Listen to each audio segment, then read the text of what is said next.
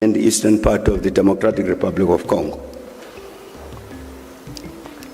That conflict. I'll repeat myself what I've said publicly. That the Congo, like all of us, we inherited colonial boundaries. And when the colonialists drew up the boundaries of the Democratic Republic of Congo, they included in the eastern parts of the Congo populations that were Rwanda speaking. These are Congolese in terms of those colonial borders. But the problem for us and problem for the Congolese is that certainly even during the days of Mobutu, they did not want to recognize the Rwandese who were Congolese as Congolese. You even had a formation there in the Eastern Congo of a military group, a militia, which was called the Mai Mai. The Mai Mai whose purpose was to drive away these Rwandans back to Rwanda. And Mobutu was encouraging that. That problem persists to this day. As you know, the Congo, the DRC is a very big country. And one of the challenges since the return of democracy, which was there before, it persists, is the footprint of the government from Kinshasa is not necessarily strong everywhere in the country. So in the Kivus, this is part of the problem, in the Kivus in the Far East. That's why you have the M23. It's because the Rwandan people, the Banyamulenge in Eastern Congo, have for many decades felt this, that they don't have the protection of the government in Kinshasa. So they need to protect themselves. In addition, you've had this challenge of the people who committed genocide in Rwanda, then they ran away into the Eastern Congo. So they are also there. Some of them involved in all sorts of schemes and naturally to try and overthrow the government in Rwanda. I'm saying that the first, my view, is the first part in terms of dealing with the crisis in the Eastern Congo is recognizes that the Banyamulenge are Congolese. The Rwandan-speaking section of the population of the Congo is Congolese, and therefore must be protected by the government of the Congo, like all the population of the Congo is entitled to protection by the government. That's a starting point. And then this issue has to be dealt with. Then what about the interests of Rwanda in the Eastern Congo, about the Rwandans? This group that committed the genocide, as well as these Rwandan-speaking people. How do you regulate that relationship? But I'm saying the principal responsibility falls on the government of the Congo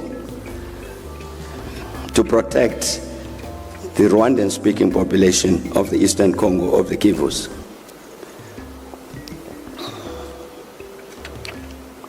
I think an understanding of those issues, why the coup d'etat in West Africa, why this commotion in the Congo, we must, fortunately we are, as members of this particular school, as it was explained, we must be the first ones to understand the objective reality. What is the reality we are dealing with? Not necessarily to be bought by slogans, as popular sayings. Because they are popular, therefore they must be true. That's not necessarily correct.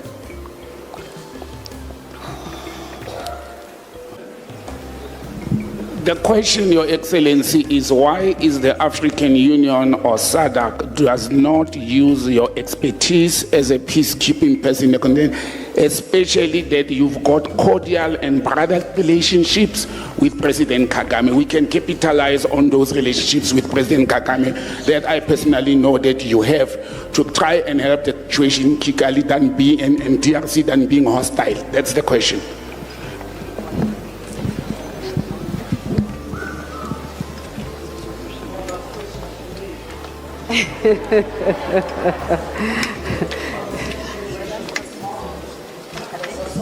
Yes, the time. You see, look at the hands, and I'm being unfair to everyone. So let's allow the president to, if he allows us to take a second chance, I will do that. Thank you.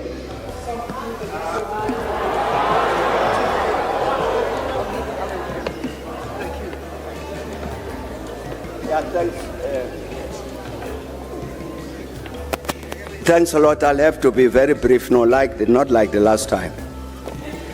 I want to say, first of all, thanks a lot to the Ambassador of Senegal. Because indeed, as she says, I contacted her and said, Ambassador, please, here is a task. We need to speak to President Macky Sall because here is a challenge.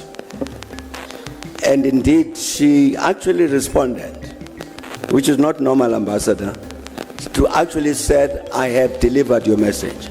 Thanks a lot, Ambassador.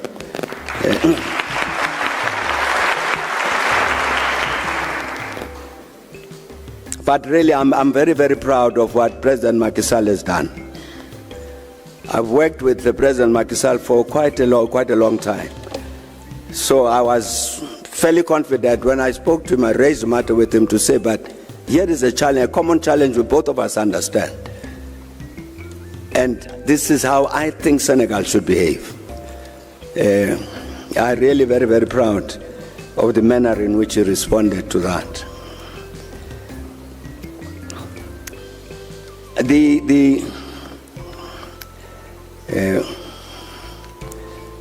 Nobody has spoken to me about what to do about the DRC here at home. They haven't. I don't know why, but they haven't.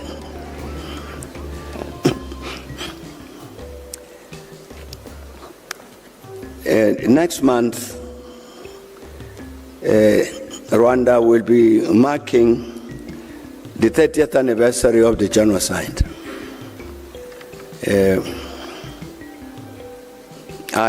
President Kagame has sent an invitation. I'll be going there because I think for us, all of us as Africans, that's an important anniversary to mark in order to address these issues about peace and stability on our continent. In a sense, the issue about peace, well, let me come at it differently. You'd recall that our colleagues in East Africa, this African community, decided to send a group into the Congo to help resolve the challenges in the Eastern Congo. It was led by President Uhuru Kenyatta. Now, he contacted me to say, I've been appointed in this thing, what do you think? So we discussed the matter, and indeed I told him what I thought, that the first challenge to overcome is to get the Congolese to understand that is a Congolese problem. It doesn't originate from outside of the Congo. You remember even when we had the negotiations with the Congolese, when they met here in Sun City to negotiate the transition to democracy and so on, one of the negotiating groups, there was the RCD. And the RCD was an armed group. There were 3 armed groups. The RCD was one of them, which came out of the Kivus. Because of the population in the Kivus felt the need to defend itself. So it actually had an armed representative in the negotiations to negotiate the future of the Congo. That's a reality that was understood by the Congolese themselves. They didn't say, RCD, you are not wanted here. So they were part of the solution.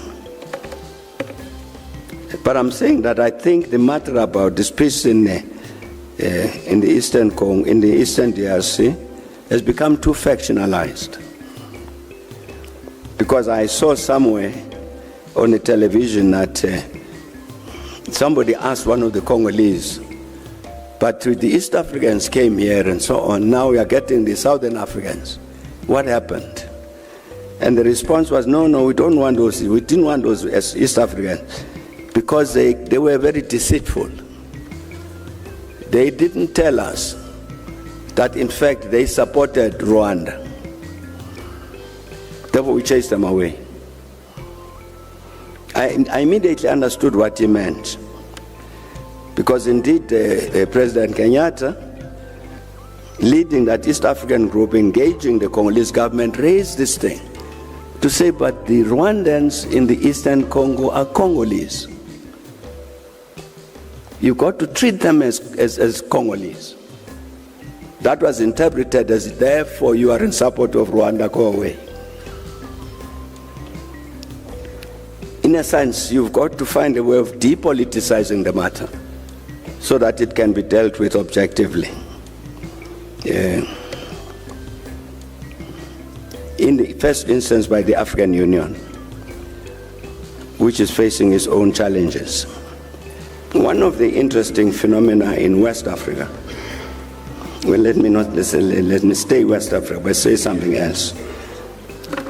You know, there will be I think somebody mentioned this earlier, there will be elections in Senegal later this month, the presidential elections. Now, what had happened in Senegal was that over the last 2 years or so,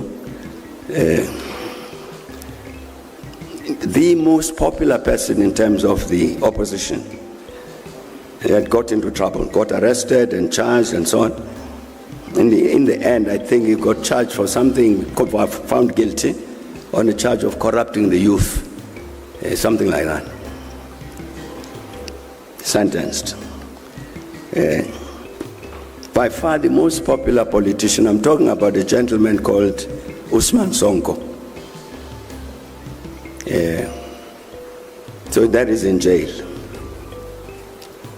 And people were killed in Senegal demonstrating against his arrest and imprisonment. Genuinely popular figure. So, because of this concern about democracy on the continent, and Senegal stands out on the continent as one of the few countries on the continent which has never had a military coup. Since independence in 1960, there's never been a coup there. You'd have elections and then the incumbent parties lose elections and new ones take over. But there was a crisis now because here is the most popular leader who's opposite side of the president in another party, but is in jail. So we engaged with President Macky Sall to say, but President, Senegal is very, very important on the continent as this great exemplar of democracy. It illustrates very, very firmly, very conclusively that we as Africans know how to manage democratic systems. And we can't afford to have Senegal fall back on that. And therefore, let the matter of Ousmane Sonko, who wants to run for president, let that matter be decided by the voters, not by prison orders. Yeah. And just before I came here, I saw a lovely report that President Macky Sall has intervened, declared an amnesty, all the prisoners out of jail, including Ousmane Sonko.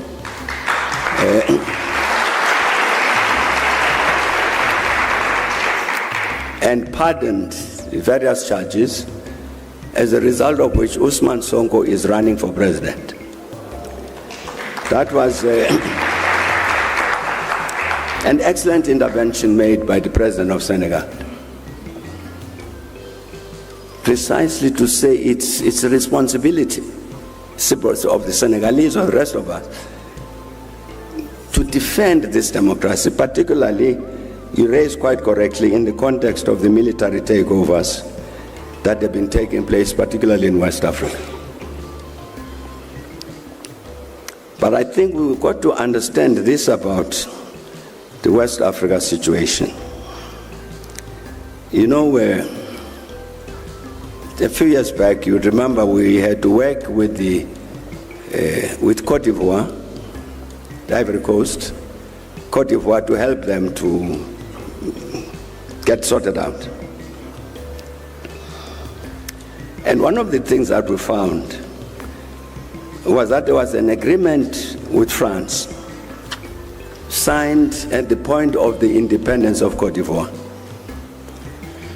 that France would maintain a military barracks in Abidjan, the capital. And the commander of the French troops, in any situation where he felt the security of Cote d'Ivoire or the security of France was threatened, he had the power, sovereign power, a French general, to take over the public station broadcasting and announce whatever he liked. It's one of the agreements, one of the 12 or so agreements, that not only Cote d'Ivoire, but many countries of the Francophone countries that signed with France at independence. Mali just now has just repudiated all of those agreements. I think there were 11 or 12 of them, which include prescriptions about when you've generated a foreign currency, bank it in Paris. Yeah. And Paris, the French franc then, would guarantee your currency, CFA. Part of what is happening in West Africa, Palisa, as you can see, is a rebellion by young officers against French neocolonialism. It's not only military coups to remove some elected president, but these young soldiers are saying our politics since independence has respected this junior relationship with France. That must end. So you see the big confrontation between these countries and France, it has to do with ending, like the agreements I've talked about. That you'd have a French general based in Cote d'Ivoire who has actually the power to intervene in Cote d'Ivoire as he liked. So it's an anti-neo-colonial rebellion.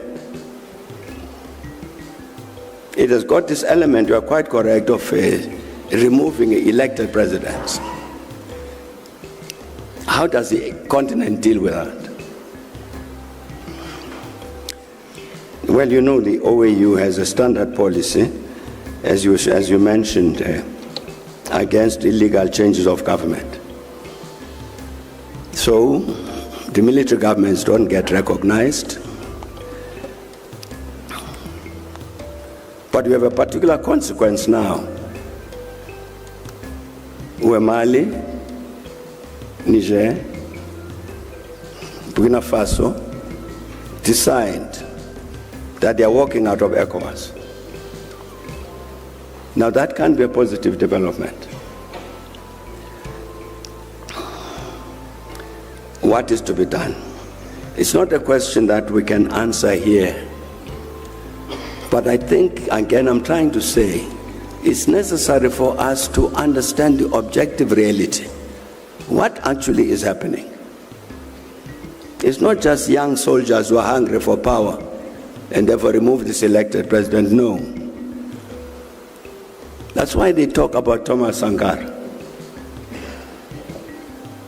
Sankara took power by coup d'etat.